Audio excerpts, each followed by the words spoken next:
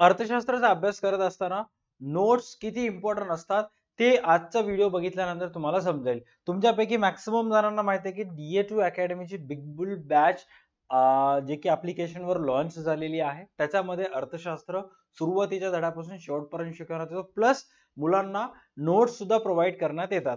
तर आज मी तुम्हाला फरक सांगणार आहे आपल्या पुस्तकातील नोट्स आणि अर्थशास्त्राचे जे पुस्तक आहे त्यातील नोट्स आणि बिग बुल बॅच मधील नोट्स ह्याच्यामध्ये किती फरक असतो. म्हणजे त्या प्रकारचे जर नोट्स असतील तर मग तुम्हाला कन्सेप्ट जे आहेत ते समजण्यास किती सोपे होतात.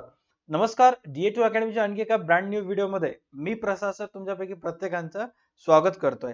आजच्या क्लासमध्ये आपल्याला पाहायचंय मागणीचे जे 5 प्रकार आहेत त्याच्याविषयी व्यवस्थित अभ्यास करायचा आहे. प्रत्यक्ष, अप्रत्यक्ष, पूरक, संमिश्र आणि स्पर्धात्मक. पाठांतर करायला किती सोपं आहे. प्रत्यक्ष, अप्रत्यक्ष, पूरक, संमिश्र आणि स्पर्धात्मक मागणी. तर सर्वात पहिला आपण बघूयात प्रत्यक्ष मागणी. प्रत्यक्ष मागणी म्हणजे काय, किती सोपं आहे. ज्या वस्तू आपण प्रत्यक्ष उपभोग घेतो आणि त्यासाठी आपण वस्तूची मागणी करतो त्या मागणीला प्रत्यक्ष मागणी म्हणतात. म्हणजेच सर्वसाधारणपणे जे मनुष्य आहे ज्या वस्तूचा वापर उपभोग घेण्यासाठी करत असतो, ज्या वस्तूची मागणी स्वतःच्या उपभोगासाठी करत असतो त्या वस्तूला असणारी मागणी जी असते ती कशी असते, प्रत्यक्ष असते. उदाहरणार्थ भाजीपाला आपण स्वतः कंझ्युम करतो, खात असतो. पेनचा वापर, आंबे, चप्पल, अन्नधान्य, थोडक्यात काय, उपभोग्य वस्तूला असणारी मागणी जी आहे ते प्रत्यक्ष मागणी असते. राईट. गिफ्ट सुद्धा आपण स्वतःसाठीच घेत असतो त्यामुळे गिफ्टला सुद्धा असणारी मागणी प्रत्यक्ष मागणी असते. आता ह्याच्या ऑपोजिट मध्ये आहे अप्रत्यक्ष मागणी. अप्रत्यक्ष मागणीला दुसरं नाव आहे परोक्ष मागणी. आता परोक्ष मागणी किंवा अप्रत्यक्ष मागणी म्हणजे काय, की ज्या वस्तूचा उपभोग प्रत्यक्ष उपभोगासाठी न होता उपभोग्य वस्तूंच्या निर्मितीसाठी करण्यात येतो त्या वस्तूसाठी असणाऱ्या मागणीस अप्रत्यक्ष मागणी असं म्हणतात. म्हणजेच काय, की जसं आपण एक घ्या आता प्रत्यक्ष मागणी. उदाहरणार्थ आपण कापड, ही प्रत्यक्ष मागणी आहे, बरोबर आहे, कापडाला असणारी मागणी. बट कापडाच्या निर्मितीसाठी ज्या ज्या गोष्टीची मागणी असते त्या मागणीला अप्रत्यक्ष मागणी असं म्हणतात किंवा परोक्ष मागणी असं म्हणतात. उदाहरणार्थ चेक करा, स्क्रीनवर तुम्हाला दिसत असेल की अन्नधान्य आणि कापड हे प्रत्यक्ष मागणी असणारे वस्तू आहेत, बरोबर. बट या दोघांच्या निर्मितीसाठी, आता अन्नधान्याच्या निर्मितीसाठी कशाची आवश्यकता असते, भूमीची आवश्यकता असते.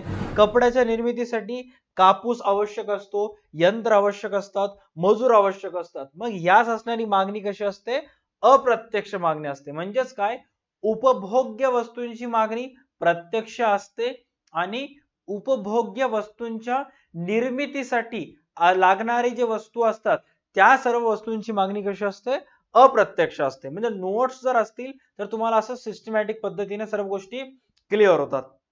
त्याच्यानंतर आहे संयुक्त ऑब्लिक पूरक मागणी. संयुक्त ऑब्लिक पूरक मागणी. सर, मागणीचे जे प्रकार आहेत, प्रत्यक्ष मागणी, अप्रत्यक्ष मागणी, संयुक्त मागणी आणि संमिश्र मागणी, हे आम्हाला फरक स्पष्ट करामध्ये नेऊ शकतात का? डेफिनेटली तुम्हाला हे पॉइंट जे आहे हे फरक स्पष्ट करामधून कंपल्सरीली येऊ शकते. मग सर पुस्तकीच्या मागे तर दिलं नाहीये, मग अशा वेळेस आम्ही काय करायचं, काहीच करायचं नाही. 21 रुपयाचा नोट्स एक्सपर्ट कोर्स परचेस करायचं. तिथं पुस्तकीतले सर्व जे स्वाध्याय आहेत त्याचे तर उत्तर आहेतच आहेत, त्याचबरोबर एक्स्ट्रा जे पुस्तकीच्या बाहेरचे बोर्डाला विचारल्या जाऊ शकतात ते सध्या सर्वच्या सर्व नोट्स 21 रुपयाच्या नोट्स एक्सपर्ट कोर्स मध्ये आहेत, जे तुम्ही DA2 अकॅडमीच्या ऍप्लिकेशन वरून खरेदी करू शकता. All right. आता संयुक्त मागणी म्हणजे काय. उदाहरणार्थ जेव्हा एखादी गरज भागविण्यासाठी एकाच वेळी अनेक वस्तूंची मागणी केली जाते त्यास संयुक्त मागणी म्हणतात. म्हणजेच एक गरज आहे पण ती गरज पूर्ण करण्यासाठी अनेक वस्तूंची आवश्यकता असते, त्या संयुक्त मागणी म्हणतात. उदाहरणार्थ लिहिण्याची गरज जर पूर्ण करायची असेल, समजा सपोज तुम्हाला लिहायचं असेल तर लिहिण्यासाठी तुम्हाला काय काय आवश्यक असते, सर लिहायसाठी आपल्याला सर्वात पहिला पेन आवश्यक असते, त्यानंतर कागद असते, हे सर्व गोष्टी आपल्याला आवश्यक असतात.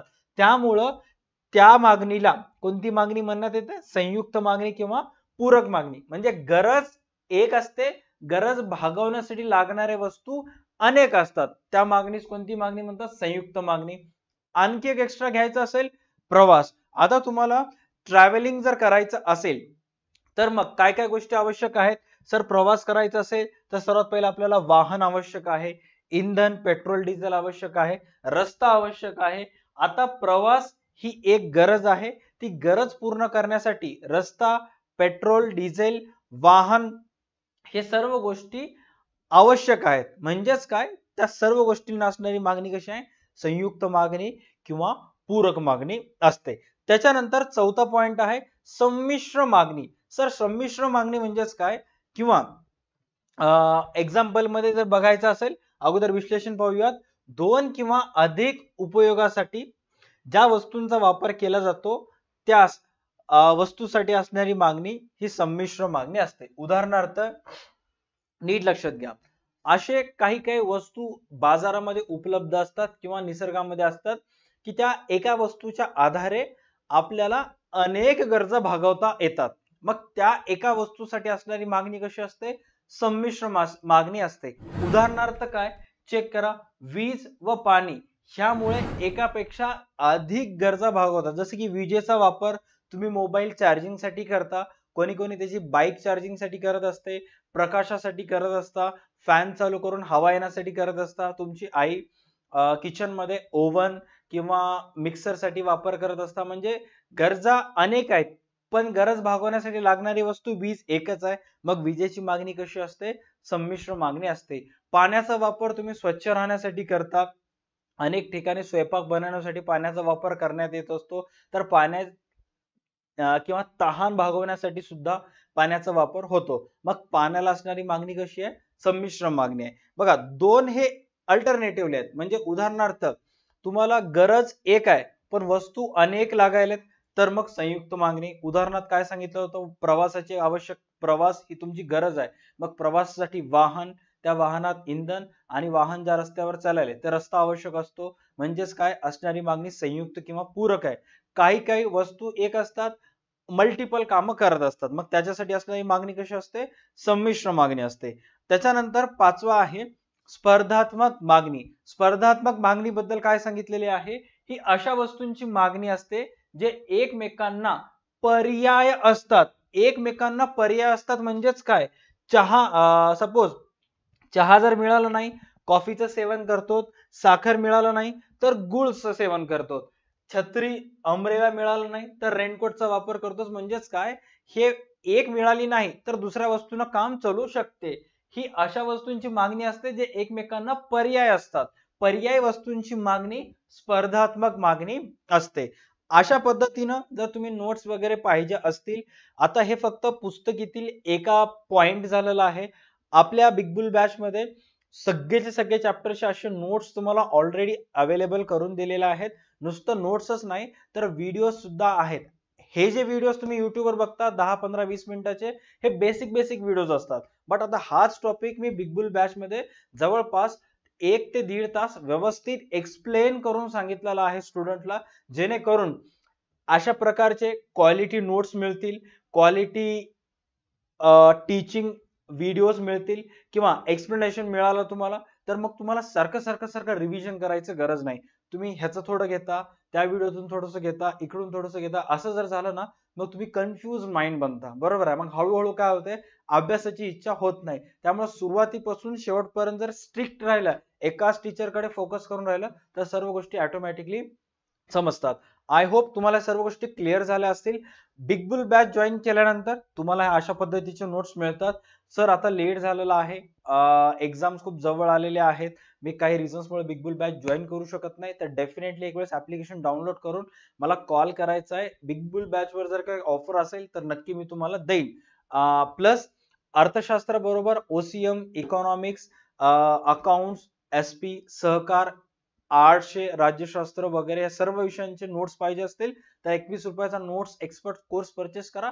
तिथं सर्व गोष्टी तुम्हाला अवेलेबल असतील. राईट? आजच्या व्हिडिओसाठी एवढंच. भेटूयात नेक्स्ट व्हिडिओमध्ये. तोपर्यंत पाहता राहा तुमचा आवडती YouTube channel DA2 academy. Tata bye bye, take care and stay connected. भेटूयात नेक्स्ट क्लासमध्ये.